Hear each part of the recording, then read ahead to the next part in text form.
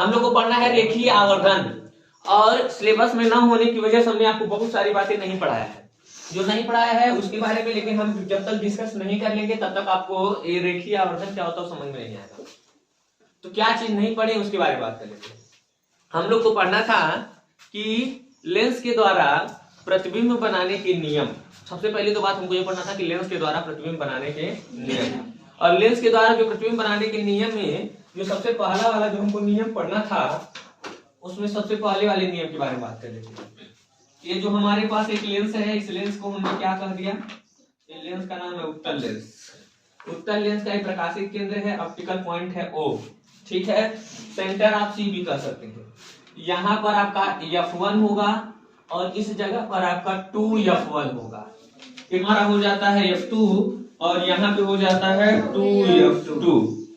अब देखो, अब मैटर क्या है, मैटर ये है कि कुछ चीजें हमको पढ़नी है।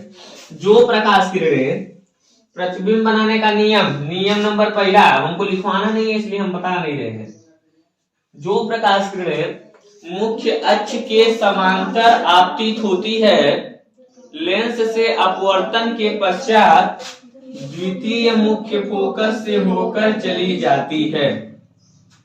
ये तो पहले जान रहे सर कि वही पढ़े है ना कि जो प्रकाश किरणें मुख्य अक्ष के समांतर आपतित होती है, लेंस से अपवर्तन के पश्चात मुख्य अक्ष को जिस किसी बिंदु पर काटती है वही हमारा मुख्य फोकस होता है।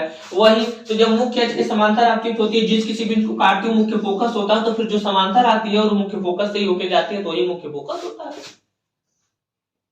ठीक है।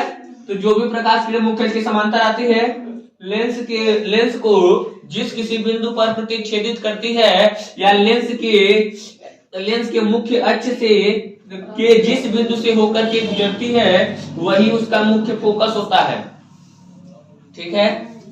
तो ये भी तो हम कह सकते हैं बात को चेंज करके, क्या कि लेंस के मुख्य अक्ष के समांतर आने वाली आपतित किरणें अपवर्तन के पश्चात मुख्य फोकस से होकर के जाती हैं।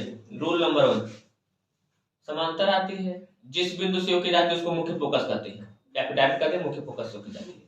या तो समांतर आती है और समांतर आने के बाद जिस बिंदु से होकर गुजरती है उसको मुख्य फोकस कहते हैं। मुख्य फोकस की परिभाषा में हमने पढ़ा है, ठीक है।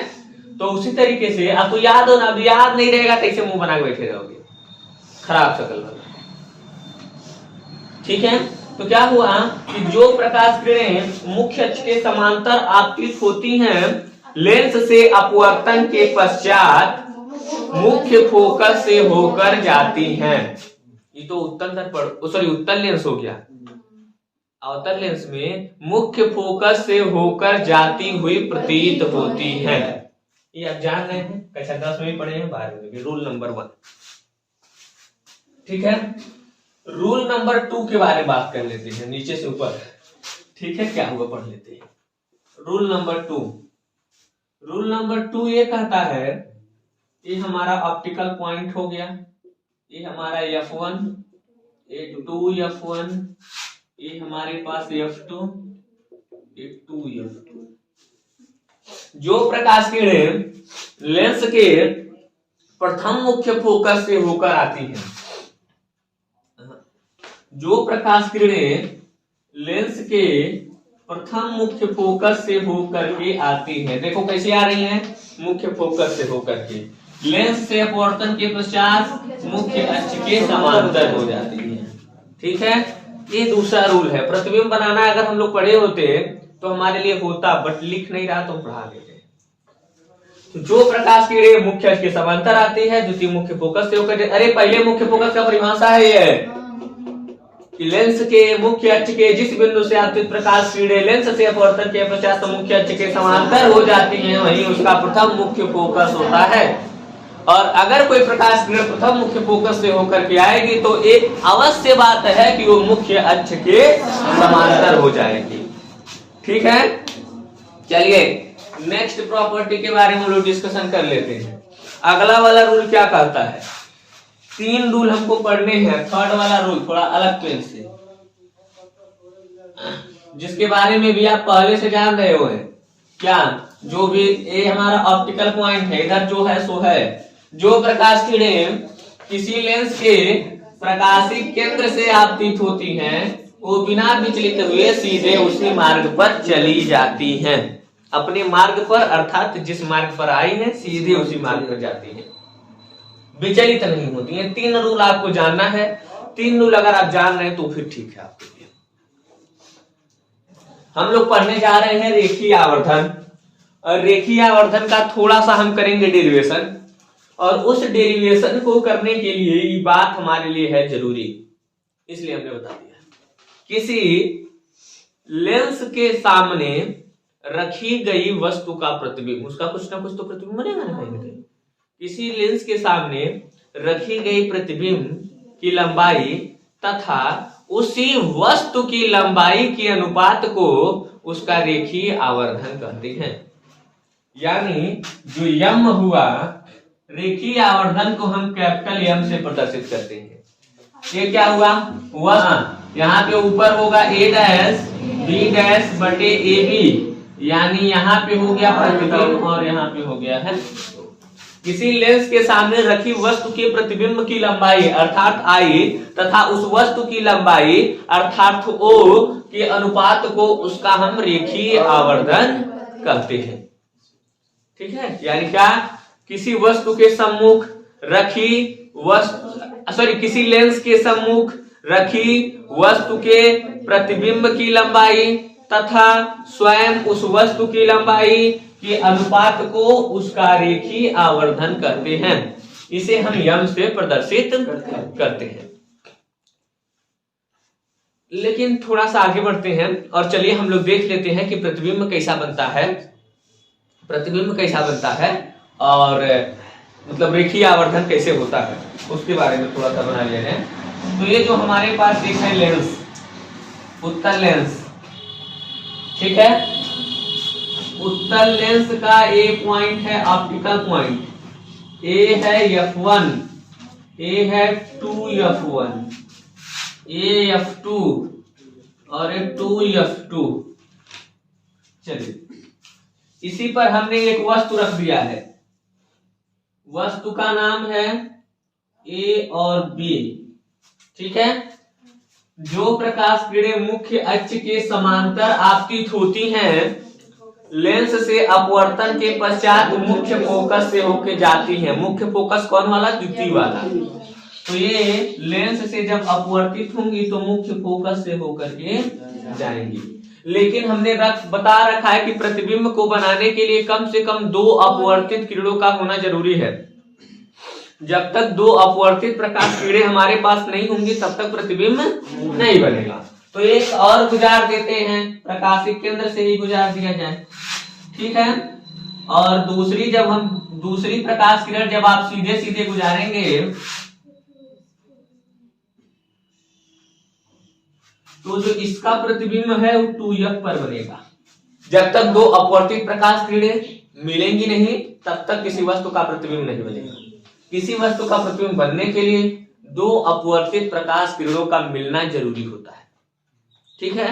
2 अपवर्तित प्रकाश किरणें जिस बिंदु पे मिलेंगी वहीं पर प्रतिबिंब बनता है। यदि 2 अपवर्तित प्रकाश किरणें रियल में मिलती हैं, वास्तव में मिलती हैं, तो वास्तविक प्रतिबिंब बनता है। और अगर मिलती नहीं है, सिर्फ मिलते हुए प्रतीत होती हैं, तो आभासी प्रतिबिंब। जब भी वास्तविक प्रतिबिंब बनेगा तो उल्टा बनेगा, जब भी वास्तविक प्रतिबिंब बनेगा तब आपका उल्टा बनेगा। आभासी प्रतिबिंब सीधा बनता है। आप जिस शीशे में अपना तस्वीर देखते हैं वो आपका आभासी प्रतिबिंब होता है, सीधा होता है। समझ में आ रहा है? लेकिन जब भी आपका वास्तविक प्रतिबिंब बनने लगेगा तब उल्टा बनेगा। तो ये देखो वास्तविक प्रतिबिंब बन रहा है, उल्टा है। चिन्ह परिपाटी मैंने पढ़ा रखा है, ठीक है। ये बात देखो, ये हमारे पास ए हुआ, बी हुआ, ओ हुआ। ये प्रतिबिंब क्या बना, ए डैश बी डैश। देखो तीर वाला नोक यहाँ पे आ गया है, इस तीर वाले नोक पर, ठीक है। अच्छा, इतनी बातें क्लियर है, किसी को कोई दिक्कत यहाँ तक? चलिए अब हम क्या करेंगे, अब हम देखेंगे। देखो यही हमारी वस्तु की लंबाई है और यही हमारी प्रतिबिंब की लंबाई है। तो हम क्या करेंगे, प्रतिबिंब की लंबाई पहले रखेंगे और नीचे रखेंगे वस्तु की लंबाई, और प्रतिबिंब की लंबाई तथा वस्तु की लंबाई के अनुपात को प्रतिबिंब की लंबाई तथा वस्तु की लंबाई के अनुपात को उसका रेखीय आवर्धन कहते हैं। किसी भी लेंस के सामने रखी गई वस्तु के प्रतिबिंब की लंबाई तथा उस वस्तु की लंबाई के अनुपात को किसी भी लेंस के सामने रखी गई वस्तु के प्रतिबिंब की लंबाई तथा उस वस्तु की लंबाई के अनुपात को उसका हम रेखीय आवर्धन कहते हैं। रेखीय आवर्धन होता है किसी वस्तु के प्रतिबिंब की लंबाई तथा उसके वस्तु के लंबाई के अनुपात के बराबर होता है। एक हमने फिगर अटेंडम कोई भी आप फिगर बना सकते हैं, जरूरी नहीं कि यही वाला बस फिगर बनाइए कि जब 2f1 पे रखिएगा तब 2f2 पे बनेगा, ये जरूरी नहीं है, आप कोई सा भी फिगर बना सकते हैं। ठीक है, हमने फिगर बनाया, इस लेंस के सामने एक वस्तु रख दिया, वस्तु रखने के बाद इससे दो प्रकाश किरणें गुजरी, एक प्रकाश किरण गुजरी समांतर, जो प्रकाश किरणें समांतर आती हैं ये द्वितीय मुख्य फोकस से होकर जाती हैं, और जो प्रकाश किरणें प्रकाशिक केंद्र से आती हैं वो बिना विचलित हुए सीधे चली जाती हैं। वस्तु हमने रख दिया ए और बी और प्रतिबिंब बना है ए डैश और बी डैश।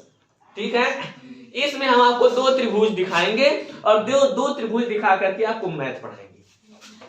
एक त्रिभुज कौन सा त्रिभुज है? ए बी और ओ। ठीक है, लिखते हैं त्रिभुज ए बी ओ, और एक और त्रिभुज है ए डैश बी डैश ओ।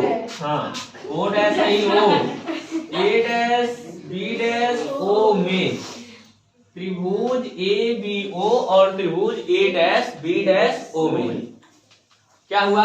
दोनों त्रिभुज समरूप हैं। अब समरूप कैसे होते हैं उसके बारे में बताइए। दोनों त्रिभुज समरूप हैं यानी एक के रूप रंग वाले होते हैं, जो उनको नॉर्मल भाषा में समझा जाए तो एक के रूप रंग वाले होते हैं, उनको हम लोग कहते हैं समरूप, हम सकल। ठीक है, आइए देखते हैं कैसे। देखो कैसे एक के रूप रंग वाले होंगे, कैसे दोनों त्रिभुज। ये 90 डिग्री का कोण बन रहा, यहां पर भी 90 डिग्री का कोण बन रहा। ठीक, हाई वाला कोण त्रिभुज है ना, इसी त्रिभुज के बारे में बात कर रहे हैं, ए बी ओ, और इधर ए डैश बी डैश ओ, ये वाले त्रिभुज है 90 डिग्री, ए भी 90 डिग्री। यहां पर जितना कोण बनेगा उतना ही कोण यहां पर भी बनेगा, शीर्षाभिमुख कोण।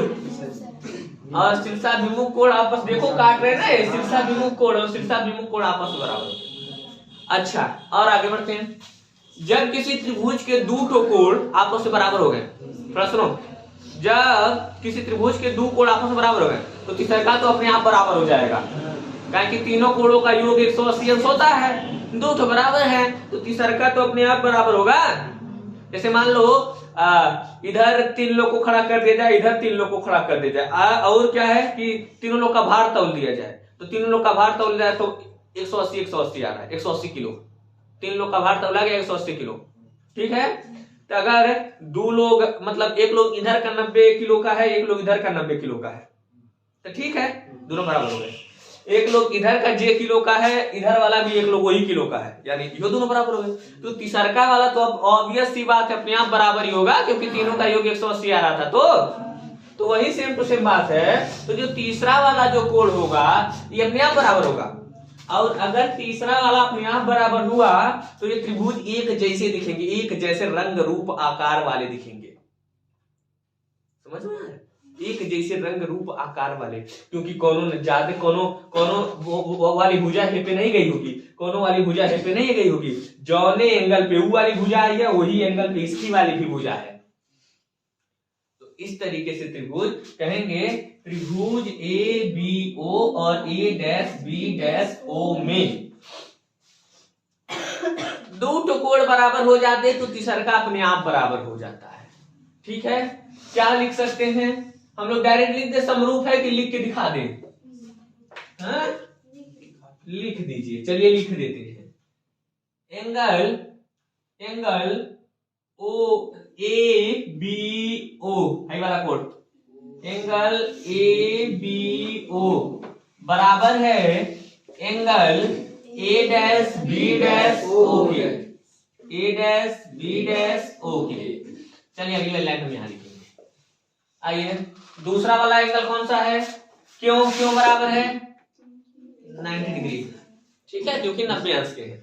अगला एंगल आइए देखते हैं, angle A O B, angle A O B बराबर है angle A dash O B dash की, angle A dash O B dash की, क्यों शीर्षाभिमुख, बहुत बढ़िया बोलते हैं, अच्छा लगता है आप लोग को, शीर्षाभिमुख, ठीक है। तो ये हमारा शीर्षाभिमुख कोण, अतः जब दो तो बराबर है तो तीसरा का अपने आप बराबर होगा, समझ में आ रहा है। अतः त्रिभुज ए बी ओ और त्रिभुज ए डैश बी डैश ओ समरूप त्रिभुज होंगे, समरूप त्रिभुज होंगे। और समरूप त्रिभुज का एक गुण होता है, पहला वाले चैप्टर में जब डेरिवेशन वगैरह कराए होंगे तो जरूर बताए होंगे, समरूप त्रिभुज का ये गुण होता है कि इसके संगत भुजाओं का अनुपात समान होता है। समरूप त्रिभुज में गुण होता है कि उसके संगत भुजाओं का अनुपात समान होता है। तो संगत भुजा कौन, इधर वाला यदि लंब लेंगे तो उधर वाला भी लंब लेंगे, इधर का आधार लेंगे तो फिर उधर का भी आधार लेंगे, इधर का कर्ण वाले लेंगे तो फिर उधर का कर्ण वाला ही लेंगे, समझ में आ रहा है, उस संगत का एक समान वाली। चलो यह इधर के लंब को ले लिया जाए ए डैश बी डैश, तो कहेंगे सर ए डैश बी डैश, इधर वाला लंब ले लिया जाए ए बी, सही बात है ना। संगत भुजाओं का अनुपात हो गया ना, अनुपात मतलब बटे, संगत भुजाओं का अनुपात हमने निकाल लिया। आइए थोड़ा सा आगे बढ़ते हैं, इधर का ले लिया जाए वाली दूरी, ये भी तो भुजा आधार वाली मतलब है, तो क्या हो जाएगा बी डैश ओ, बहुत बढ़िया बी डैश ओ, और इधर वाला बी ओ, बी ओ, ठीक है। ए डैश बी डैश मतलब आई सर्किल प्रतिबिंब की लंबाई, और ए बी मतलब ओ वस्तु की लंबाई, B dash O, B dash O बता दो क्या है,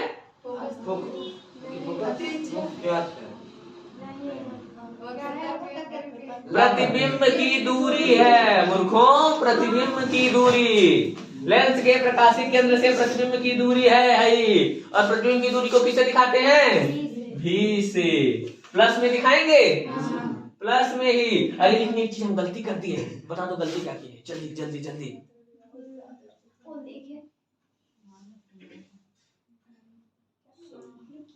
अरे प्रतिबिंबुआ उल्टा बन रहा है इसलिए माइनस आई दिखाएंगे। मुख्य चिन्ह परिपाटी, मुख्य अक्ष के ऊपर की लंबाई को मतलब धनात्मक और मुख्य अक्ष के नीचे की लंबाई को ऋणात्मक दिखाते हैं। आपतित प्रकाश किरण की दिशा में नापी गई दूरी धनात्मक और आपतित प्रकाश किरण के विपरीत दिशा में नापी गई दूरी को ऋणात्मक चिन्ह से दिखाते हैं। सब पढ़ाए हैं, याद होना चाहिए आपको। इसलिए प्रतिबिंब उल्टा बनना है, प्रतिबिंब अगर उल्टा बनना है तो फिर माइनस आई। भी देखो, भी है प्रतिबिंब की दूरी और आपतित प्रकाश किरण की दिशा में नाप रहे हो ना, और आपतित प्रकाश किरण की दिशा में नापी गई दूरी को धनात्मक नापेंगे। चलो हाई बी ओ क्या है, हाई देखो हाई वाली है वस्तु की दूरी, वस्तु खड़ी है ना, और ये आपतित प्रकाश किरण के विपरीत दिशा में नाप रहे हो, और आपतित प्रकाश किरण के विपरीत दिशा में नापी गई दूरी ऋणात्मक होती है, ठीक है। इधर का माइनस इधर के माइनस से खत्म, तो आई बटे ओ बराबर हो गया भी बटे यू, यानी यम का हमने एक नया फार्मूला भी खोज लिया, ठीक है।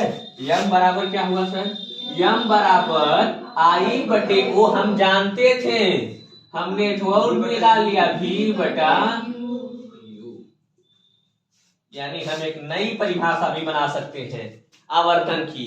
कौन सी परिभाषा, किसी लेंस के सामने किसी लेंस द्वारा बनी प्रतिबिंब की दूरी तथा उसके सामने रखी वस्तु की दूरी के अनुपात को उसका रेखीय आवर्धन कहते हैं।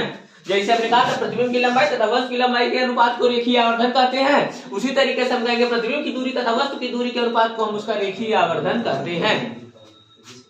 यानी हमने एक नया फार्मूला भी इजाद कर लिया, बना लिया, ठीक है।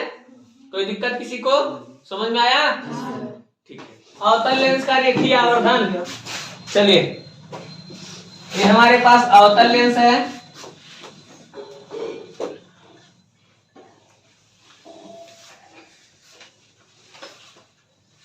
ठीक है, ये अवतल लेंस है।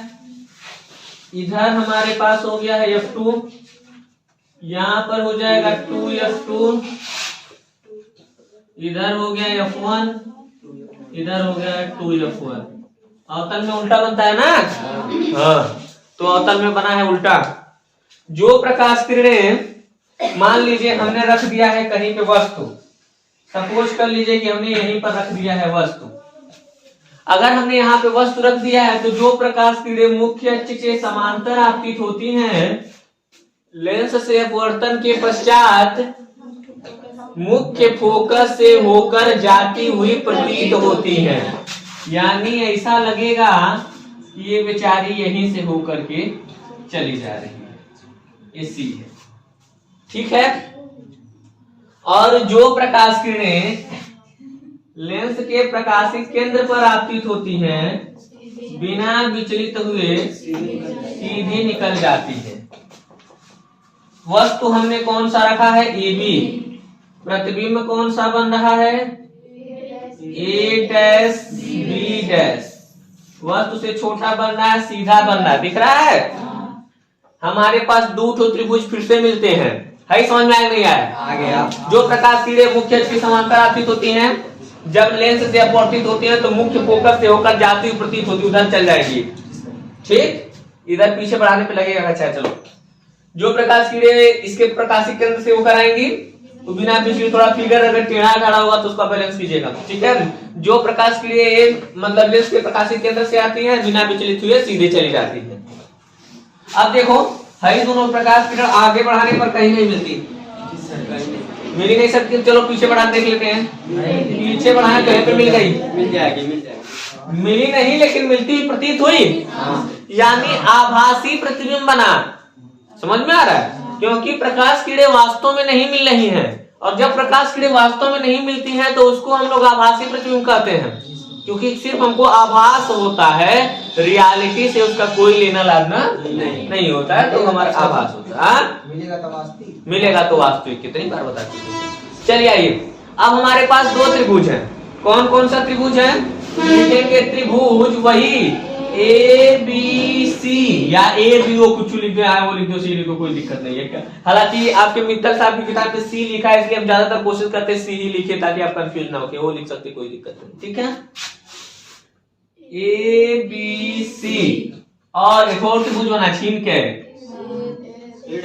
हाँ, A', B', C में है 90 डिग्री, ये भी 90 डिग्री है, तो कहेंगे सर कोण BAC, जिसको दिखाना होता है उसको बीच में रखते हैं। कोण BAC बराबर होगा कोण ऐसे, इसको यहाँ पे हमने उल्टा दिखा रखा है, यहाँ पे A को ऊपर B को नीचे, ठीक है। तो यहाँ पे थोड़ा सा हो जाएगा, एंगल ABC बराबर होगा angle A', B', angle A', B', दोनों बराबर होंगे, क्यों बराबर होंगे? 90 डिग्री है। अच्छा, एंगल ACB बराबर हुआ एंगल A', B',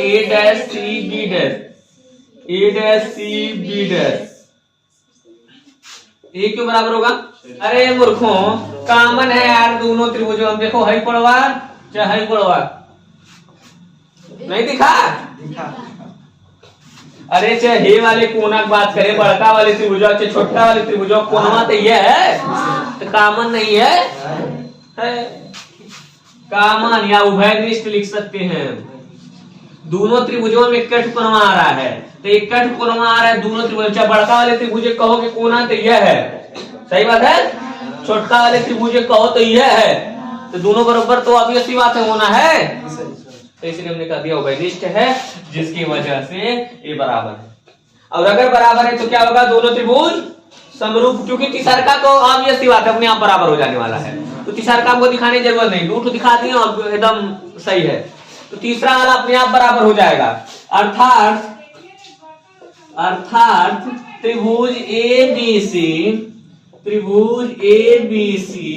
और त्रिभुज A', B', C समरूप त्रिभुज होंगे, समरूप त्रिभुज होंगे।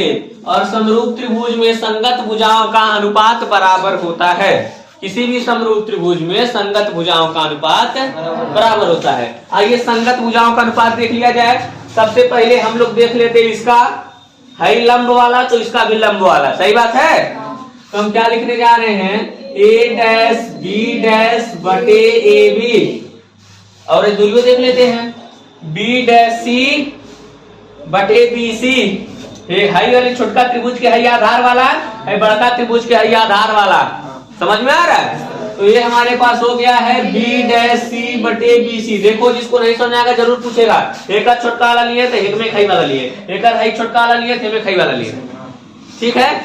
चलिए ए डैश बी डैश क्या है, प्रतिबिंब है, और प्रतिबिंब की लंबाई को आई, ए बी क्या है, वस्तु, उसको ओ, बी डैश सी क्या है, किसकी दूरी, प्रतिबिंब की दूरी, प्रतिबिंब नहीं बनना, वस्तु आई है, प्रतिबिंब की दूरी। प्रतिबिंब को किससे दिखाते हैं, भी से, लेकिन कैसे दिखाएंगे, माइनस भी, कि आपतित प्रकाश किरण के विपरीत दिशा में है। बीसी क्या है, वस्तु की दूरी, आपतित प्रकाश किरण के विपरीत दिशा में है, माइनस माइनस प्लस नहीं, खत्म। तो क्या हो गया, आई बटे ओ बराबर हो गया है माइनस की बी बटे, ये हमारा तुरंत